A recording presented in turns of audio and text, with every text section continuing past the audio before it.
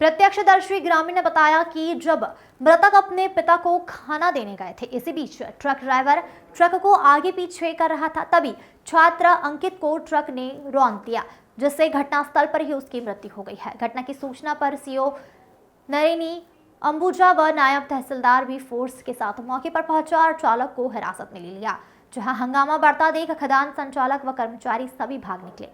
बरियारी के कोलावल मोरंग खदान में गांव निवासी रामशरण मजदूरी करता है। शनिवार दोपहर उसका 17 वर्षीय बेटा अंकित उसे खाना देने के लिए आया हुआ था, तभी खदान में बैक हो रहे मिनी ट्रक की चपेट में वह आ गया।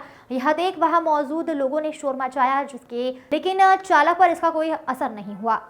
उसने ट्रक को आगे पीछे इस कदर किया कि अंकित को रौंद डाला, वहीं उसके प्राण निकल गए।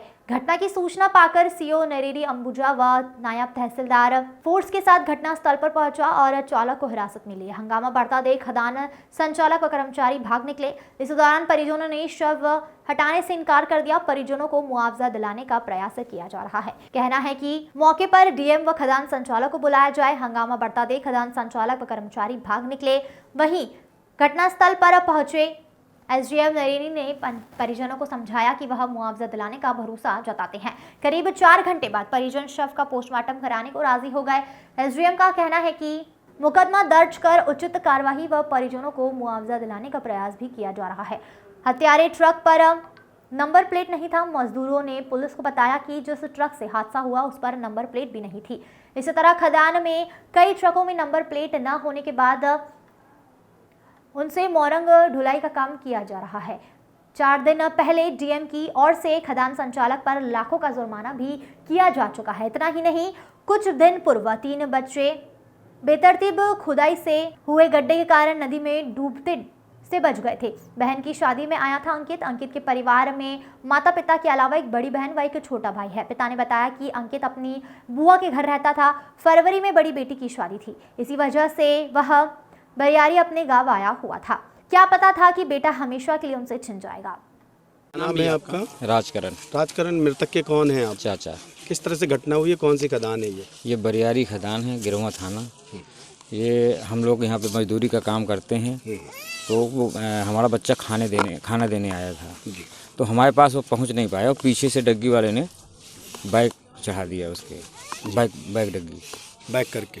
फिर तो दड़े में मौत हो गई उनकी। अब कितने पहले देर की घटना है? 11 बजे की। 11 बजे की। अब क्या टाइम हो रहा है?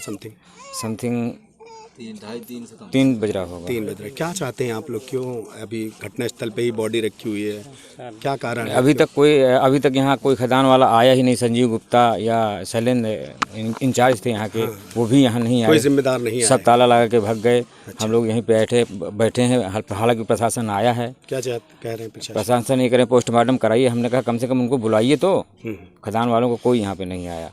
अब कब तक रहेंगे यहाँ? जब तक वो नहीं आएंगे, संजीव गुप्ता ये जो ठेकेदार। क्या मांग है आप लोगों की? मांग ये है कम से कम पढ़ने वाला बच्चा है, वो अब उसका भविष्य क्या था, उसको मुआवजा, उसके पिता को कम से कम उसको मुआवजा मिले। ये वो जो भी है समझाना चाहिए उनको आके। वो यहाँ तक कोई नहीं आया। आक्रोश सिर्फ इस बात का कि वो लोग आए नहीं। इतनी बड़ी घटना होने के बाद उनकी मानवता कितनी है कि वो यहाँ तक आए नहीं। क्या होता है? क्या अवैध चल रहा है? अवैध चल रहा है। मतलब 30 फुट के गड्ढे हो गए। हालांकि हमने 2 तारीख को एप्लीकेशन दिया है डीएम को, उसमें कोई कार्रवाई नहीं हुई। अभी तक यहाँ तक कोई आया ही नहीं है। शासन प्रशासन कोई भी नहीं आया। क्या कमियां हैं यहाँ पर? क्या किस तरह से अवैध हो रहा है? बड़े बड़े गड्ढे हो गए हैं। 6-6, 7-7 मशीनें चल रही हैं। जलधारा में चल रही हैं। लेबर की भी समस्या थी। 50 रुपए में काम करवाते हैं और नाबालिग बच्चों से बराबर करा लेते हैं काम। ये है वो है ऐसा करके। तो उसके लिए हम लोग प्रार्थना पर दिए थे, लेकिन अभी तक कोई प्रशासन नहीं आया।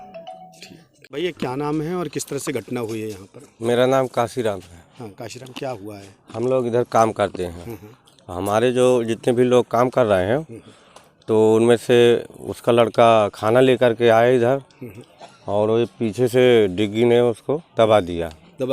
हाँ। फिर इसके बाद अभी तक प्रशासन लोग तो आए, लेकिन जो यहाँ के ठेकेदार हैं वो लोग यहाँ आए नहीं हैं। जो ठेकेदार के इंचार्ज हैं वो भी नहीं आए हैं। सब लोग अपना ताला लगा के भाग गए हैं। तो क्या बच्चा कैसा है? बच्चा वो 16-17 साल का है। क्या हुआ?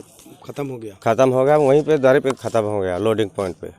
क्या मांग है आप लोग? हम लोगों की ये मांग है कि कम से कम परिवार को मुआवजा मिलना चाहिए और इनके खिलाफ कार्रवाई होना चाहिए। कार्रवाई चाहिए, और कार्रवाई बिल्कुल चाहिए। और इधर का खनन नहीं होना चाहिए, अवैध खनन। अवैध खनन, क्योंकि यहाँ अपने गांव के लोगों के जानवर आते हैं यहाँ पानी पीने के लिए, कल के लिए और दूसरी घटना हो सकती है।